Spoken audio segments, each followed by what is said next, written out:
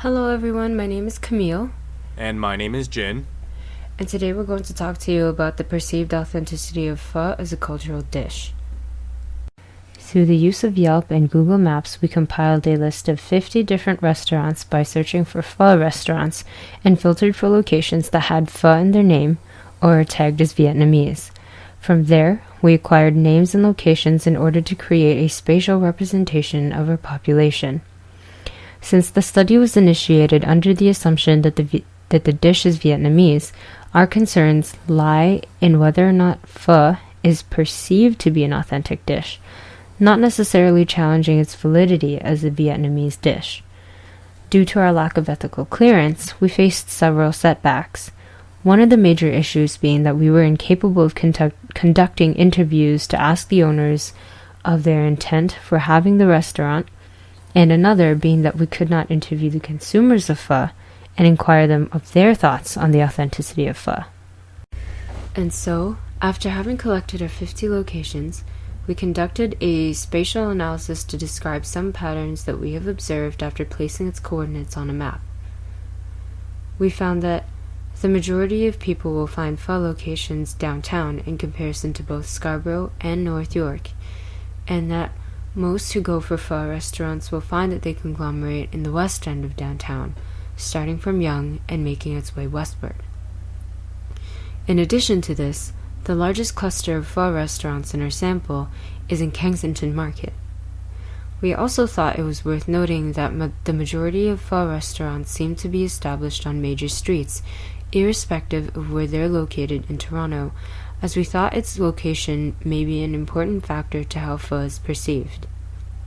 However, at the end of all of this, we found that there is no real relevance to what we were looking for, with the exception to individual locations regarding spatial analysis, since it does not challenge or confirm the authenticity of pho, and it also cannot be tied back to geographic specificity, which Jin will explain in a little bit.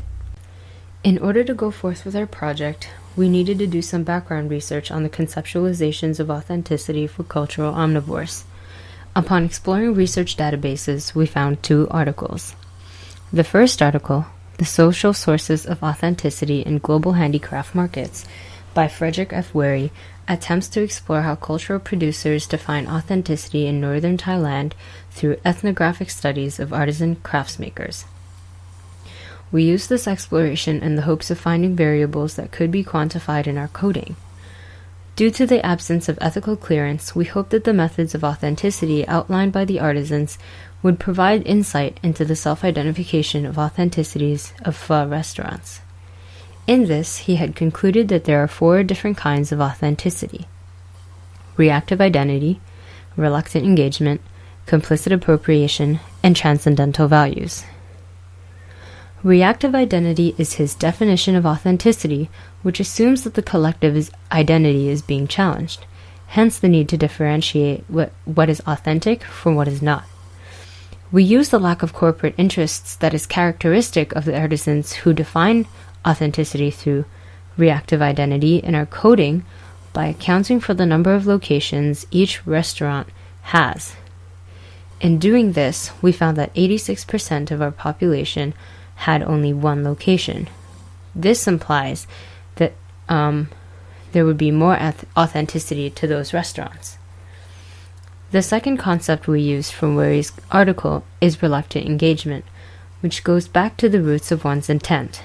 It implies that authenticity is born out of acting against globalization by concentrating the production of cultural good within the boundaries of a small geographical area. In our study, we conceptualized this to argue that the inclusion of Western foods, specifically French fries, would support the restaurant's partiality towards globalization. We found that only 9 of our sample, or 18%, included fries in their menu, which suggests that most restaurants in our sample are more authentic than not. Due to our lack of ethical clearance, both complicit appropriation and transcendental values were not studied in our project. The second article explored was Democracy and Distinction by Jose Johnson and Cheyenne Bowman.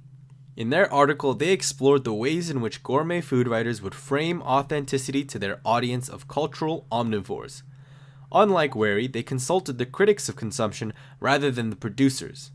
Johnson and Bowman identified 6 methods that gourmet food writers use to claim authenticity: geographical specificity, simplicity, which are handmade, small scale, and simple; personal connection, which means having a face to associate the food with; historicism, which is food grounded in tradition; exoticism, which is foreignness and unusualness; and exciting foods, which are foods that break norms.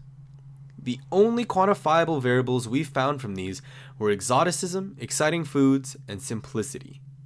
We coded exoticism as the presence of unique cuts of meat such as tripe or tendon, and found that 78% of our sample offered these cuts of meat. Exciting food was coded for whether or not the pho restaurant would include tripe or tendon within their house pho, which would imply that the ingredients in the house pho is what the restaurant would present as authentic, to which we found that 100% of the restaurants that offered tripe or tendon would offer it in their house pho. Lastly, simplicity, which we coded for by measuring the quantity of various kinds of pho offered on the menus.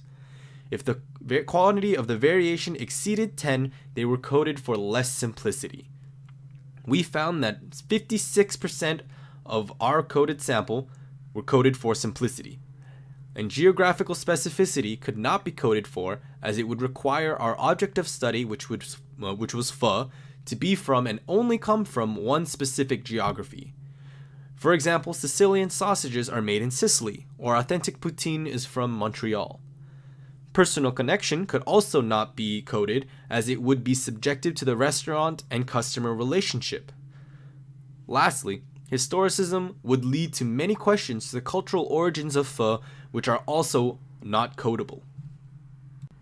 Our coding was conducted by first gathering all possible information from online menus provided by Yelp or the restaurant's website. Some locations did not have Yelp menus or websites, so phone calls were made instead in order to ask simple questions about their menus.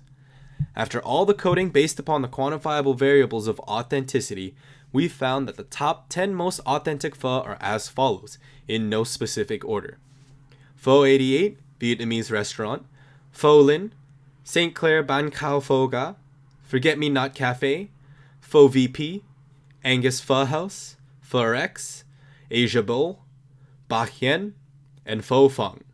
All of these scored the maximum of 5, with the exception of Pho Fang, which scored a 4. Further suggestions for studies would to be include other variables of authenticity that were not possible to be measured quantitatively, but require ethical clearance for in-depth qualitative studies. Thank you for your time.